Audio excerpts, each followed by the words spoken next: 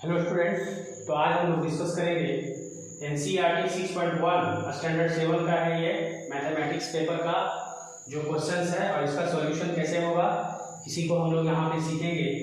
देखिए यहाँ पर हम लोग का क्वेश्चन इस तरह से दिया गया है कि in triangle P Q R D is the mid point. तो ये ट्रायंगल है पी क्यू आर, इसमें डी जो है मिड पॉइंट। देखिए जब बच्चे लोग जब ट्रायंगल हम लोग बनाते हैं ना तो उसमें मिड पॉइंट जब डी दिया है दैट मीन्स यहाँ से यहाँ का डिस्टेंस जो होगा उतना ही डिस्टेंस यहाँ पे रफ स्केच भी बनाते हो तो बिल्कुल डिस्टेंस यहाँ से यहाँ का और यहाँ से यहाँ का सेम होना चाहिए, ये सब ध्यान रखना है। बहुत सारे बच्चे लोग गलती कर रहे हैं कि यहाँ पे डी का कहीं भी डाल दे रहे हैं, इसे डिस्टेंस हमारा यहाँ से यहाँ का वो दिखता नहीं है कि सेम है। तो डी एक मिड पॉइंट है, ये क्वेश्चन में दिया है क्यू आर का, तो क्यू आर ये साइड का क्यू आर का डी जो है मिड पॉइंट है। तो यहाँ पे क्या क्वेश्चन पूछा है पी एम इज पीएम। तो पीएम देखिए जब ये दिया रहता है ना ये और यहाँ पे 90 डिग्री लिखा हुआ है या इस तरह का सिंबल रहेगा स्क्वायर शेप का इस तरह से, तो दैट मीन्स ये होता है 90 डिग्री का सिंबल।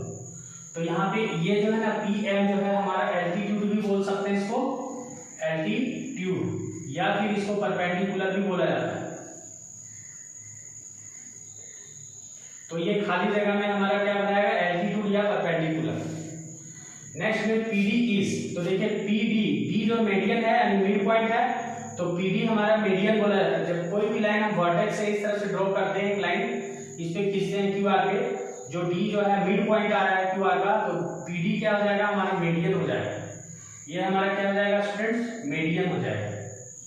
अब यहाँ पे लिखा है कि क्या Q M equal to M R है, तो देखिए क्यू एम जो है ना वो हमारा परपेंडिकुलर का ये हमारा वर्ड पॉइंट का नाम है ना। पीएम जो है यहाँ पे परपेंडिकुलर है पीएम क्यूआर के बीच में, तो ये जो है ना P Q M equal to M R नहीं होगा क्योंकि डी मिड पॉइंट पे है ना। तो डी जब मिड पॉइंट है तो Q D equal to D R होगा, ना कि Q M equal to M R होगा। दिस इज रॉन्ग, तो यहाँ पर हम लोग लिख देंगे केवल नो।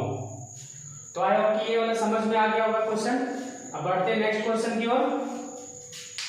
जब नेक्स्ट क्वेश्चन बना रहे हैं तो ये क्वेश्चन हम लोग इरेज कर देंगे ताकि खाली स्पेस में हम जो है सेकंड क्वेश्चन को बना सकें। देखिए सेकंड क्वेश्चन ये जो है draw rough sketches for the following. यहाँ पे एक ट्रायंगल बनाने के लिए बोला गया in triangle B is the median. तो सबसे पहले ए बी सी बनाते हैं। तो देखिए ए बी सी एक बना लिए ट्रायंगल ए बी सी, तो उसमें बी ई को मीडियन डालने के लिए बोल रहा है। तो बी ई हमारा बी से ई मीडियन है, तो बी ई जो है मिड पॉइंट पर होना चाहिए। तो इसलिए यहां से यहां हम लोग एक ऐसा लाइन डालेंगे इस तरह से कि हमारा बिल्कुल एकदम मिड में आ जाए, बीच में आ जाए। तो ये साइड और ये साइड इस तरह से ये इक्वल होगा। इस तरह से आप सैंपल से भी दिखा सकते हो ताकि ये जो क्वेश्चन है परफेक्शन तरीके से ये सही हो जाए। तो इसका जो फिगर है ए का वो हमारा बन गया। अब क्वेश्चन नंबर बी में बोला है स्टूडेंट्स कि ट्रायंगल पी क्यू आर, जहां पे पी क्यू और पी आर दोनों एल्टीट्यूड है। तो देखिए यहाँ पे हम लोग इस तरह से दो ट्रायंगल जब दो साइड एल्टीट्यूड है तो मतलब दो साइड हमारा 90 डिग्री हो जाएगा। तो यहाँ पे देखिए पी क्यू और पी आर, इसमें कॉमन क्या है हमारा पी है, तो पी को हम लोग यहाँ पे कॉमन वर्टेक्स में डालेंगे और एक में डाल देंगे यहाँ पे क्यू और एक में डाल देंगे आर।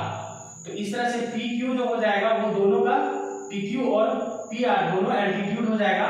तो क्वेश्चन नंबर बी का जो सॉल्यूशन है इस तरह से होगा स्टूडेंट्स। अब बढ़ते नेक्स्ट क्वेश्चन की ओर। सी में लिखा in triangle X Y Z Y L is the altitude in the exterior of the triangle. तो यहाँ पे सी में हमको एक ऐसा ट्रायंगल बनाना है एक्स वाई जेड। तो एक्स वाई जेड हम लोग को इस तरह से बनाना होगा स्टूडेंट्स, इस तरह से ये देखो कुछ इस तरह से लेना होगा। इस तरह से हम लोग एक्स वाई और जेड लेंगे जिसमें हमारा जो है एल्टीट्यूड एक्स जो है ये हमारा एल्टीट्यूड हो जाएगा जो 90 डिग्री का है।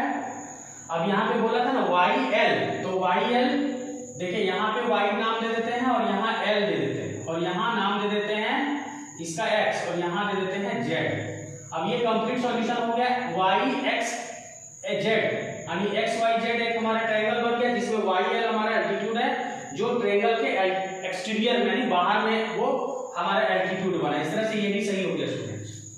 अब बढ़ते नेक्स्ट क्वेश्चन की ओर। नंबर 3 है, तो इसको हम लोग इरेज कर देते हैं क्योंकि इसका काम भी खत्म हो गया, ये क्वेश्चन भी हम लोग इरेज कर देंगे।